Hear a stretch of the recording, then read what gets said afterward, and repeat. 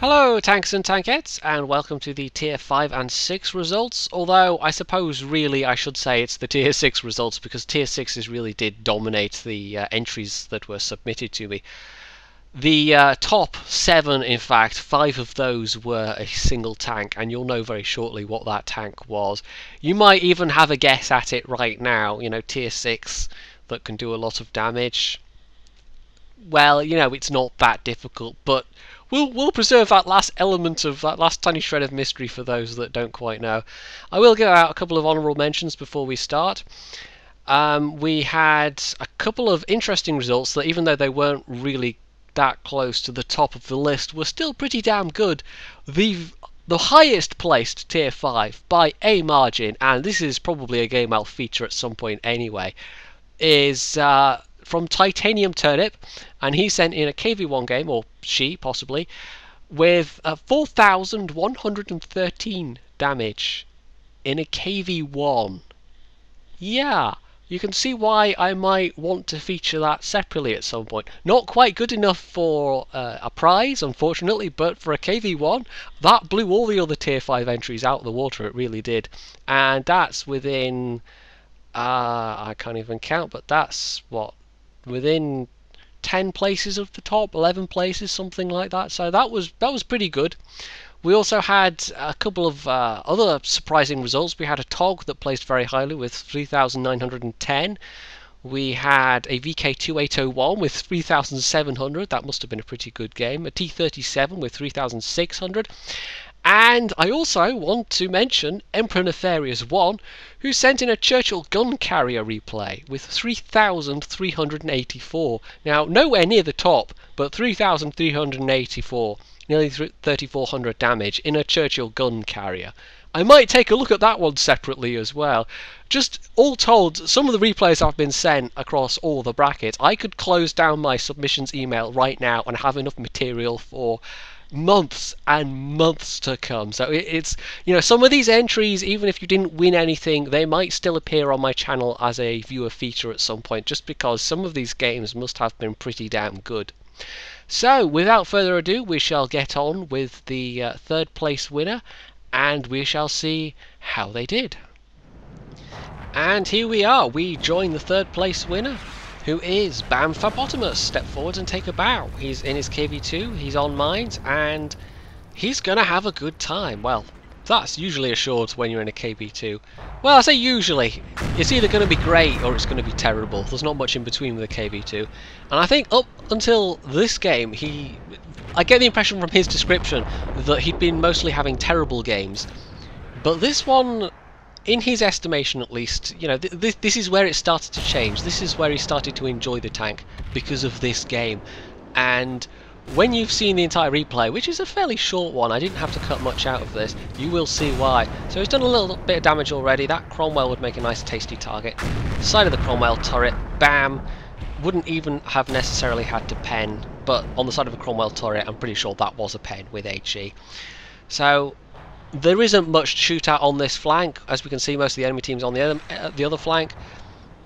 It's just him and one other tank against this KV-85, who panic fires. That's never a good move. So that allows Bam to get a shot into his side, back off to reload, and the other guy is dead. So up the hill, and we have to now defend the other side. So here we are on top of the hill. That's the side of a Tiger. Yep. And that's a penetrating HE shell on the side of a Tiger. Yep. When the HE shells on this thing pen, oh man, it is so good. The best shot I've ever seen, and it is actually a replay you can go and watch on my channel, is somebody in a KV2 in a tier 8 battle hitting the side of an AC-48, the French tier 8 tank destroyer, which really doesn't have good side armour, but even so it was angled side armour. But this HE shell penned and one-shot the guy for full health, 1,000 damage. Now, can Bam replicate the performance? He can. He sets the guy on fire, but alas, the other Tiger with the stock turret has an automatic fire extinguisher, so he doesn't burn out. He doesn't get that last bit of damage. But that's what, 1,800 with 2 shots, just about. It's quite hard for me to, as I said in the other video, see the exact details of stuff that's written on the screen just because the preview is not very good in Sony Vegas. Anyhow, he's suddenly got company from behind. The KV5 that's coming up, and there's going to be another KV85. Did I say KV5? KV85, yes. Low front plate. Oh yeah. Yeah. Well, that's one down, but there's another one unaccounted for. And like I said, he's going to have that guy. Yeah, there he is, paying him a visit very shortly. So he's obviously been hoping to get more shots on the guys down there, but nope, suddenly another friend appears. The lower front plate, by the way, on the KV85, you could do exactly the same thing with the old KV1S with the KV2. So I'm not quite sure why that KV85 is shooting premium ammo. Maybe he's thinking he wants to just get that last bit of damage before he goes down, because his team does seem to have lost fairly conclusively at this point. The majority of his team went marching down the east flank on this map, and they weren't en masse and they weren't able to push through. They just ended up getting picked off from the sides. It's not a good plan on this map especially. They ignored the high ground, and that usually doesn't work out well. But this is basically BAM's last chance to get some damage, because apart from artillery, this is the last guy left. So, one in the side of the tracks, not going to be a one-shot, unfortunately, not in the tracks anyway, but there are tanks coming around to help him. He's not alone, he's actually backing up. Obviously, in this, you have to manage the reload, you have to try and stay safe while you're reloading, but the KV-85 misses that shot anyway, so can he get a bit more damage? He fires, but somebody else sneaks in the kill just before he does, so that's that. No more damage for him, but as you can see there on the hit log, that 4,576, that's pretty impressive, and for that he got an ace mastery with the 2 kills. I'm sure that contributed as well. Obviously a high caliber, and he just walked away with the lion's share of the damage in that game. I'm going to be saying that phrase often, the lion's share of the damage, because this is a contest all about damage. But KV2s, even in a tier 7 battle, even in a tier 8 battle, you can still do rather well for yourself, but getting those pens against higher tier targets, that's always delicious with HE. So we shall move on to the second place, and we shall see what that result was like. And the second place winner is QWERTY Tanks, who we see here in an SU-100, which of course has got a big beefy gun. Now before we really go too far into this, I want to mention that yeah, it's a 9.4 replay, and having poked around and checked for updated mods and even tried without mods entirely, it does seem to be the micro patch for 9.4 that has caused the replay problems. It's not so bad in this one, although you'll notice some weird flickering, especially with bushes and trees. But in the final replay, the winner replay, there are some very, very odd moments indeed where the camera just behaves very strangely. Anyway, back to the battle at hand. He is with a platoon mate in a Hellcat. Actually, the Hellcat, there weren't really many Hellcat entries at all. Maybe prior to 9.4 there would have been more Hellcat entries, but with the nerfs that thing got, it seems like maybe not as many people playing it these days. Anyway, both of them are sitting in a more further back position and giving some fire support to this IS-2. I don't know quite what that VK's doing. That's not the smartest play ever. This gun is very meaty in terms of its alpha, but you see there he's actually withholding fire until the VK was far back enough, because you don't want to friendly fire somebody with this gun, and when you've only got just a bit of an enemy tank showing and you've got to make that kind of narrow shot, and there's a friendly tank in the way, it's a very, very risky shot to take. There's every chance you will do 390 plus damage to a teammate instead. You don't want to do that. Now he switched to APCR at this point, and this is the moment I'm talking about. I don't know if he realised he had, but he switches to firing at the Covenanter, who has platooned up with somebody clearly, ended up in a tier 7 battle. APCR from this gun against a Covenanter is... yeah, I mean, there are more ridiculous cases of overkill I could think of, but that's fairly ridiculous. I don't know if he actually meant to do that, but do that he did. So he's racked up a bit of damage already. He's had 4 damaging hits, which with this amount of alpha is enough to put you well over 1,000. He's actually going to move up now. It's got decent mobility, this, but is first going to see if he can take a shot at this IS-2, still with the APCR loaded, which might well help more with a hull down tank. Maybe that's why he loaded the APCR, because he was dealing with turrets rather than more squashy hulls. The rest of the team doesn't seem to be doing so well in terms of where they are on the rest of the map. We have an IS that went off Rambo style and is not going to last that much longer, but the heavies in this don't really do nearly so much damage as QWERTY is going to, and obviously he's going to come out top of his team because that's just the nature of this replay. But I'm not going to spoil it too much by saying QWERTY and his teammate are actually first and second for damage done. They far outstrip anything that any of the tier 7s could accomplish. In fact, the bottom 4 people on his team did 0 damage, and one of those was an SU-152, which is a pretty poor showing in that thing. So he's basically charged this T-29 down and managed to set him on fire, which is quite nice, and been shot in the tracks, and so still has full health, which is even nicer. And he could close the distance, but he's just relying on his reload being better, and it is, as it turns out. Now, artillery fires and misses.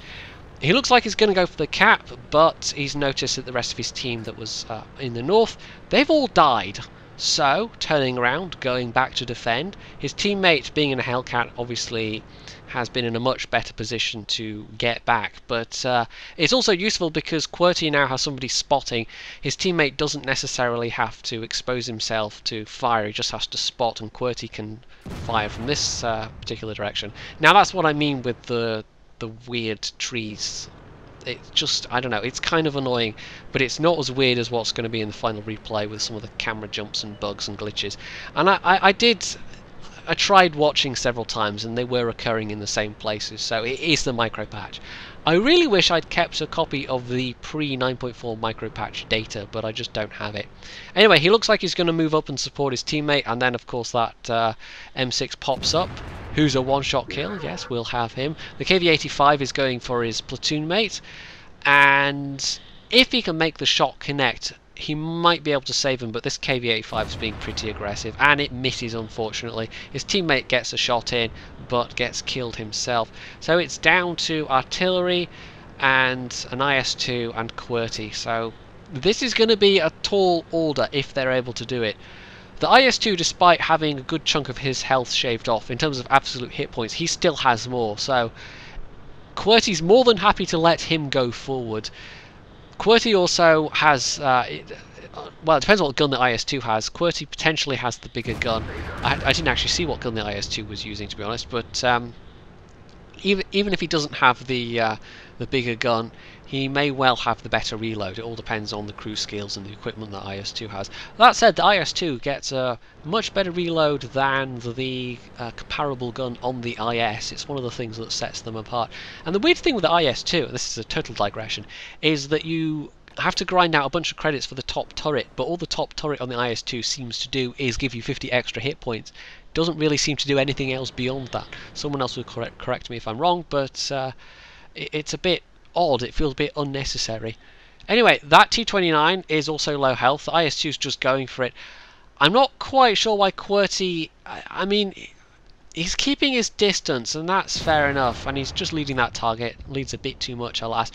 He obviously... I think his thought is he's relying on the IS-2 to spot for him, and then he can provide cover from, covering fire from a different angle. But we'll see that the artillery's just picked up the enemy IS-2 and the SU-122-44. The reason they were unspotted for so long is that they were coming up round behind, and now QWERTY has a very big problem. He's trying to hit the side of this AT. He's got his Prem shells loaded because this damage has got to count if there's any chance to pull this back. The AT, it will turn out, is firing premium shells himself.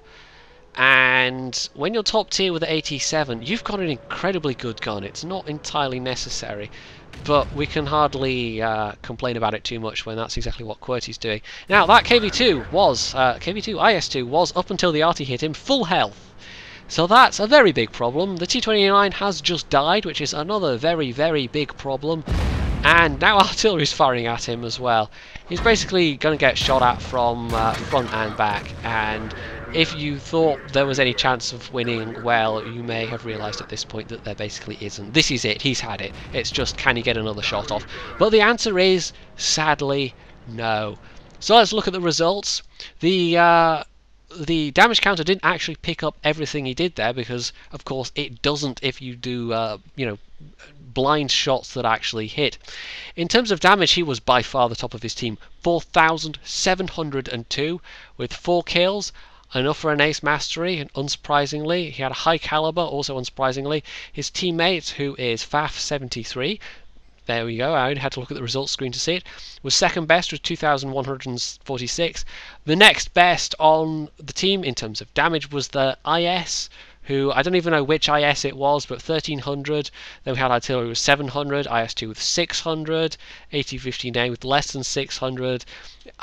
He had to work so hard, and even then it was just not enough. There are times when you can be having a cracking game, you can be doing all the damage, you can be doing incredible amounts of damage, and it's just not enough. Your team is just not quite good enough, that it's not quite that recipe for a hard carry, because for that kind of carry to happen, you need your teammates to be doing just enough, but you need them to not be too good so you can get all the damage. But sometimes it's just a little bit too far in the opposite direction, and you're left with just too many enemies left alive at the end, and you just can't do enough. You can't get the shots out fast enough.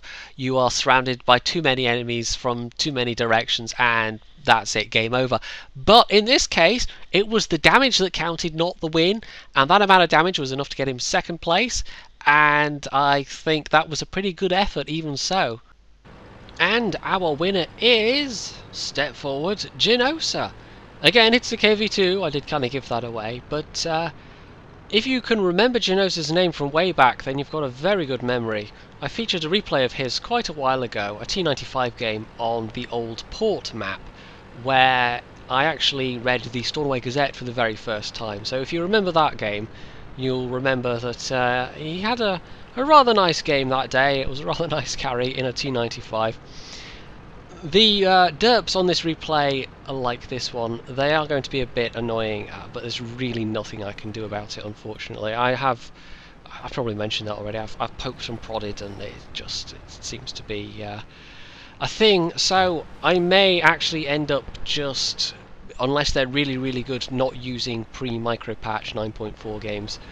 Obviously for the contest I don't really have much choice, but yeah. So here's bottom tier. It's a tier 8 game. We have lost one of our tier 8 tanks already. There's only a couple per team, but the enemy artillery has already taken out our T-34. This is also notable for another reason. Look what he's loading right now, AP shells. You can't actually tell from the indicator, but these are premium AP shells. The premium AP on this tank, it's not particularly great.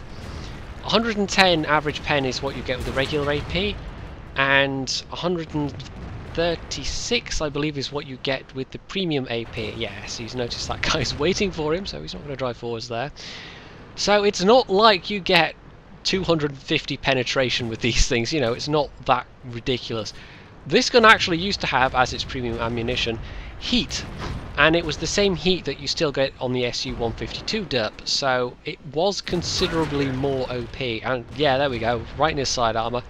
Of course, being of a rather large calibre, 152mm, overmatch also comes into play against more thinly armoured targets, so although a lower caliber shell might have actually bounced off the side of that T-29, this was big enough that it just went pow straight through. So the pen was enough to overcome the value of the side armor, and that was certainly not going to be a challenge, the side of the KV-85.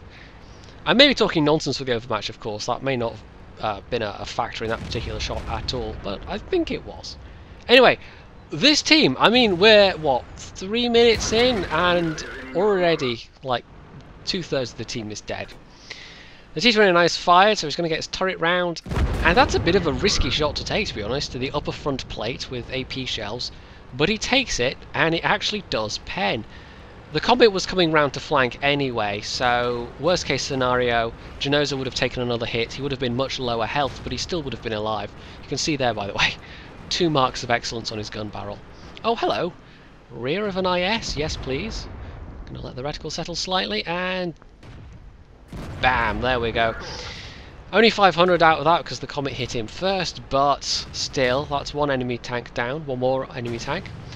It's still very stacked against us though. You've got two tanks defending the base, a WZ-131 and an SU-122-44, who actually end up doing a really good job defending. And the town, it's been a bit weird the way it's worked out. It's like a lot of people died within a relatively short space of time, and only now it starts to... Only now there's not that many left, it starts to kind of cool down a bit, the pace of things. So the T-150 had backed off, we know that. The Comet's looking in his direction because the T-150 is a low health target. The Tiger II is about to do something really, really silly, but it's fortunate for Jenosa that he does. He's still got full health, watch this. Gonna pull out, gonna show my side to the KV-2, and gonna miss the KV-2, and then he's not even gonna bring his front round. I've switched from first person to third person for no apparent reason, and he's still sitting there side on to a KV-2 that's just penned in with AP. The Comet senses the opportunity and goes in, and even though the Comet's lower tier, even though Jenosa's lower tier, they've got this guy. He's outnumbered. Genosa's managed to put a big hit into him, 661, and oh, side of the turret, flat side of the turret, bam, there we go. It's lucky, really. I mean, that was all just perfectly timed, but he was reloaded just in time to pull out just as the Tiger was showing the flat of his turret there, so that all just worked out perfectly. Now the WZ comes steaming in, way too late to help his teammate, and yes, well, 29 health, why not? This is a replay all about getting the damage, and their arty takes a shot and it goes into the silo, fortunately.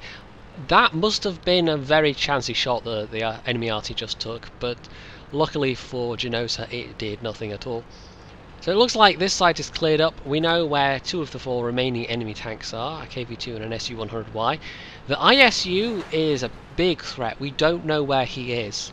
There are a couple of possibilities.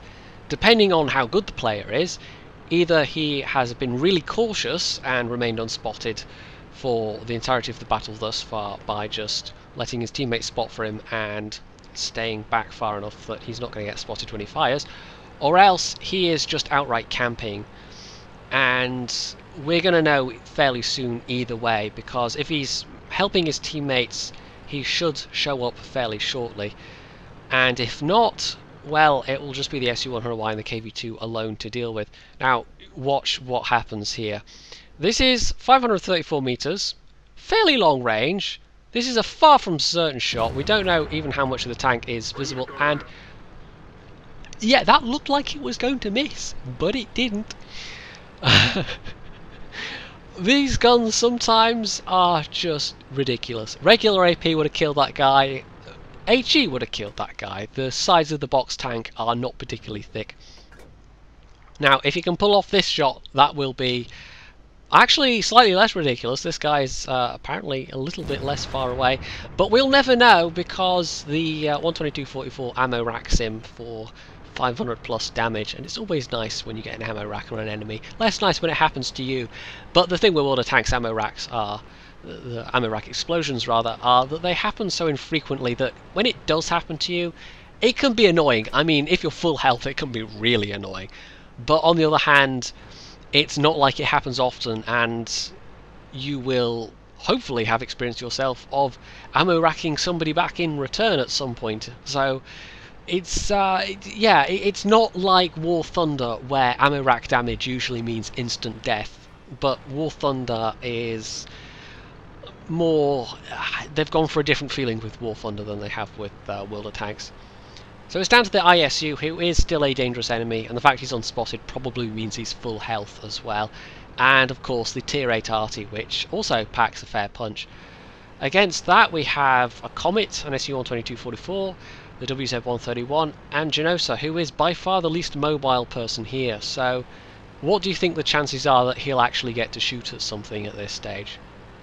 We'll see, because if this was all the damage he had, and bear in mind he took about 500 hit points from that that box tank as well, he's only up to about 3,800, maybe 3,900.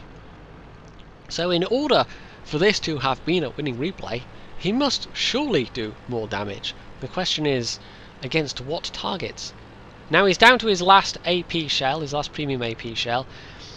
You don't tend to see many people driving around firing lots and lots of premium AP.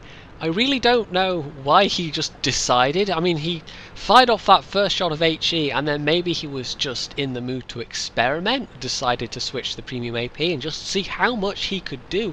I don't know.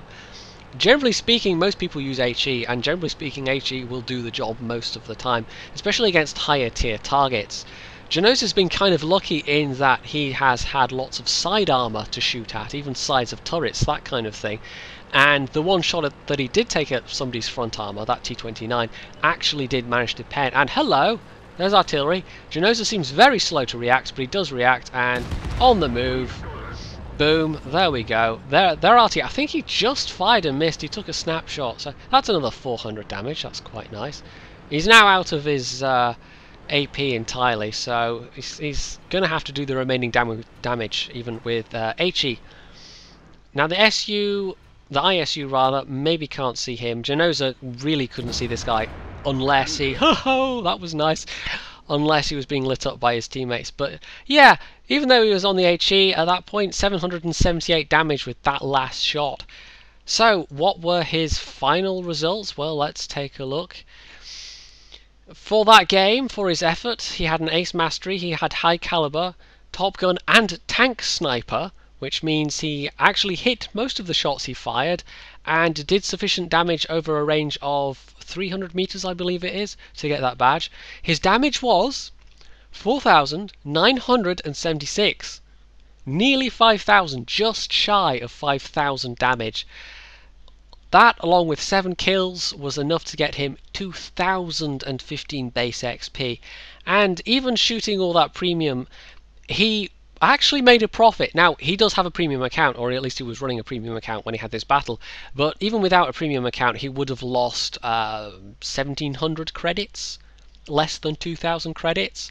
So, as an experiment, I would call that a success. Honestly, though, I think he got quite lucky for a lot of that, with a lot of those shells. You know, if the Tiger II had been just a teensy bit smarter and actually been pointing his front at Jenosa, well, good luck penning a Tiger II from the front with 135 pen. You might get lucky, but the amount of time you'd have to sit there and aim for things like the Commander's Hatch, or even if you were trying to drive round the Tiger II, well, you know, you're going to take damage doing that. Of course, the Comet was with him. The Comet could have distracted the Tiger, and he presumably would have been able to pop out and do some damage either way. But even so, yeah, there was definitely an elephant of luck there. I am recording this. I've had about 5 goes at recording this. This whole video has just been like re-record after re-record, so that's why my voice was a bit croaky earlier. I actually went and had a break after that because I was having difficulty speaking. But yes, the elephant of luck. That's what it was. But even in the you know, with the very best players, when they're playing at their very best, luck can still help you get that extra bit of damage or that extra kill or get you that extra medal. So you never can discount that with this game, and sometimes it will carry you quite far indeed. Of course, having said that, I don't want to cast aspersions on Jenosa's skill. He obviously made the best of all the opportunities the enemy team gave him there. You know, that's obviously important as well. But the opportunities have to exist to begin with, and they certainly did in that match. So, tomorrow we will get to Tier 7 and Tier 8, and we might have some slightly surprising results. I have an idea in mind what people might think the winners will be, but no, I think you will be surprised at who the top placed person is. But I guess you'll just have to tune in and find out, won't you? So, you can leave any comments below, you can hit the like button, you can subscribe to my channel, and as always, stay tuned for more.